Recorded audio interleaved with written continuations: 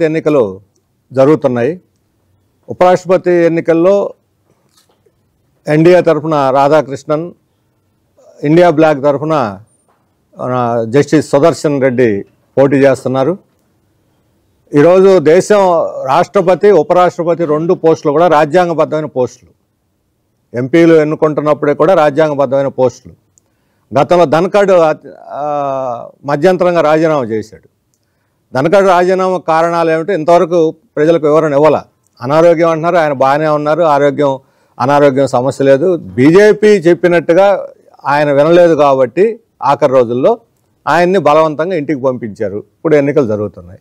ఇప్పుడు తమ మాట వినేటువంటి ఆర్ఎస్ఎస్ వాళ్ళని పెట్టుకున్నారు. ఆర్ఎస్ఎస్ వాళ్ళకి రాజ్యాంగం పట్ల ఎలాంటి గౌరవం ఉండదు. రాజ్యాంగానికి బద్ధుడై పరిరక్షించాలి. అందులో రాజ్యసభ చైర్మన్గా ఉంటారు. ఉపరాష్ట్రపతి అంటే రాజ్యసభకు చైర్మన్, పెద్ద దిక్కు. రాష్ట్రపతి తర్వాత ఉపరాష్ట్రపతి పెద్ద దిక్కు రాజ్యాంగానికి. అందువలన రాజ్యాంగబద్ధుడైనటువంటి ఒక వ్యక్తి ఉపరాష్ట్రపతి పదవిలో ఉంటే అది దేశానికి సురక్ష. మన ప్రజాస్వామ్య హక్కులు గ్యారెంటీ ఉంటుంది. పార్లమెంటు సభ్యుల యొక్క హక్కులు కాపాడటానికి గ్యారెంటీ ఉంటుంది.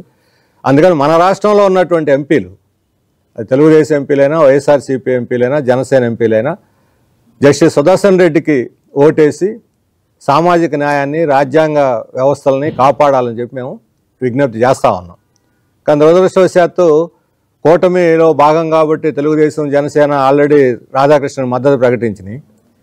కూటమిలో లేనటువంటి వైసీపీ కూడా రాధాకృష్ణన్గా బలపరిచింది. అంటే అటు తెలుగుదేశం కూటమికి, ఇటు వైసీపీకి ఇద్దరికీ రాధాకృష్ణనే కావాల్సి వచ్చాడు. ఇదేమిటి ఈ ఐక్యత? రాష్ట్రంలోనేమో తిట్టుకుంటారు, తన్నుకుంటారు, ఇది పోసుకుంటారు, తలంటు పోసుకుంటారు. బీజేపీని బలపరిచే విషయంలో మాత్రం ఇద్దరు ఒకటే, కొమ్ము కాస్తారు.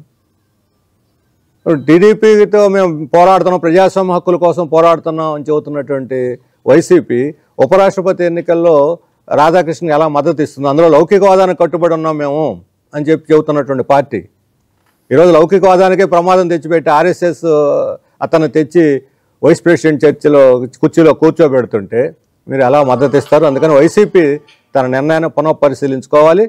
లౌకికవాదానికి కట్టుబడేటువంటి సుదర్శన్ రెడ్డి గారికి వాళ్ళు మద్దతు ఇవ్వాలి. అప్పుడే వాళ్ళ లౌకిక తత్వానికి విలువ ఉంటుంది. లేకపోతే చెప్పే మాటలకి, చేసే పనులకి తేడా లేదు. తెలుగుదేశానికి ఇది కూటమితో కొమ్మక్కు కావడం తప్ప ఇంకోటి కాదు అనేది మా అభిప్రాయం. అందువల్ల ఈ విషయంలో మేము ప్రజలకు కూడా, ఎంపీలకి, ప్రజలందరికీ కూడా మేము విజ్ఞప్తి చేస్తున్నాం. అట్లాగే మూడవది, ఇప్పుడు మన ఆగస్టు 28 ఇది ఒక చారిత్రాత్మకమైనటువంటి దినం. 2000 సంవత్సరంలో ఆనాటి విద్యుత్ సంవత్సరాలకు వ్యతిరేకంగా పెద్ద ఎత్తున పోరాటం నడిచింది, మిలిటెంట్గా పోరాటం నడిచింది. చివరికి ఆగస్టు 28 బషీర్బాగ్లో పోలీసు కాల్పులు జరిగితే 3 చనిపోయారు. ఈరోజు మరలా 25 ఏళ్ల తర్వాత ఆ సంస్కరణలను తెచ్చి మళ్ళీ మన నెత్తి మీద రుద్దే ప్రయత్నం జరుగుతున్నది. ఇప్పటికే స్మార్ట్ మీటర్లు పెట్టారు. ఈ స్మార్ట్ మీటర్లు మాకు వద్దు మరో అంటున్నా సరే అదాని మనుషులైతే గోడలు దూకిపోయి పెట్టేస్తున్నారు. కొన్ని చోట్ల గేట్లు పగలగొట్టారు. అటువంటి వాళ్ళ మీద ఏ కేసు లేదు. ఒక ప్రైవేట్ ప్రాపర్టీలోకి వాళ్ళ అనుమతి లేకుండా అసలు ఎలా ప్రవేశిస్తారు, ఎలా మీటర్లు పెడతారు? మంత్రి గారేమో ప్రజలు అంగీకరిస్తేనే మేము పెడతాం, లేకపోతే లేదని ఆయన చెప్పారు. కానీ అదాని మనుషులు మాత్రం ప్రజలు అసలు అడగటం లేదు, ఇంటి వాళ్ళని అడగటం లేదు, అనుమతి లేదు, పెట్టేస్తూ ఉన్నారు. ప్రజలు ఏదో ప్రభుత్వం బలవంతంగా పెడుతుంటే మనం ఏం చేస్తామని భయపడి పోతున్నారు. ప్రజలకు ఇష్టం లేదు. అందుకని ఈ స్మార్ట్ మీటర్లు పెట్టేదాన్ని ఉపసంహరించుకోవాలి. బలవంతంగా ఈ రకంగా పెట్టొద్దు. స్మార్ట్ మీటర్ల వల్ల ఏమిటో ప్రయోజనం, ఆ ప్రయోజనం ఏంటి ఇంతవరకు చెప్పలేదు ప్రజలకి. పాత మీటర్లు, డిజిటల్ మీటర్లకి, పాత డిజిటల్ మీటర్లకి దీనికి తేడా ఏమిటి? పైగా ఇప్పుడు ఈ స్మార్ట్ మీటర్ల వల్ల బిల్లులు పెరుగుతున్నాయి, తడిసి మోపిడి వస్తున్నాయి. విజయవాడతో సహా అన్ని చోట్ల తెలుసు. అలాగే ట్రూ అప్ ఛార్జీలు, మేము ఛార్జీలు పెంచేది లేదు అని తెలుగుదేశం రాష్ట్ర ప్రభుత్వం స్పష్టంగా చెప్పింది. ఇప్పుడు 12,000 కోట్లకి నోటిఫికేషన్ ఇచ్చారు. ఇప్పుడు వచ్చే సంవత్సరం దీంట్లో లెక్కలు అడ్జస్ట్ చేస్తారట. వచ్చే సంవత్సరం లెక్కలు అడ్జస్ట్ చేస్తే ప్రజల మీద పడదా?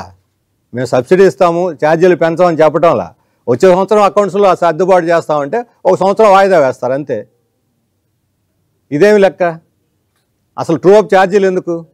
ఎప్పుడో 2019 నుంచి 2024 మధ్య కాలంలో మాకు అదనంగా ఖర్చు అయిందని కంపెనీలు ఇప్పుడు లెక్కలు ఇస్తే ఇప్పటికే గత సంవత్సర కాలంలో 24-25లో 2,700 కోట్లు అదనంగా వసూలు చేశారు.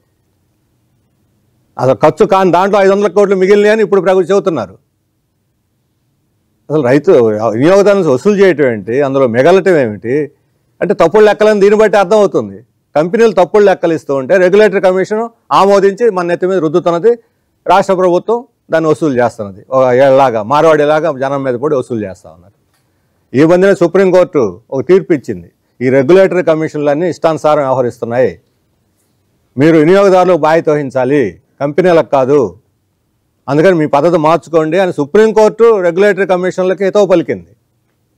మరి దాన్నైనా పరిగణలోకి తీసుకొని మన రాష్ట్ర రెగ్యులేటరీ కమిషను ఈ మొత్తం ప్రతిపాదనల్ని ట్రూ అప్ ఛార్జీలు, ఎఫ్పిపిసి సర్దుబాటు, ఇంధన సర్దుబాటు ఛార్జీలు అనే మొత్తాన్ని కూడా ఉపసంహరించుకోవాలని చెప్పి మేము డిమాండ్ చేస్తూ ఉన్నాం.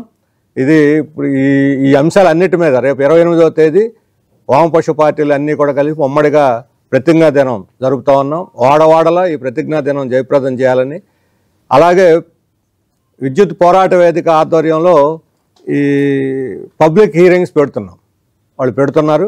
ఈ పబ్లిక్ హీరింగ్స్ అంటే పెరిగినటువంటి బిల్లులని తెచ్చి వినియోగదారులు బహిరంగంగా ప్రదర్శిస్తారు.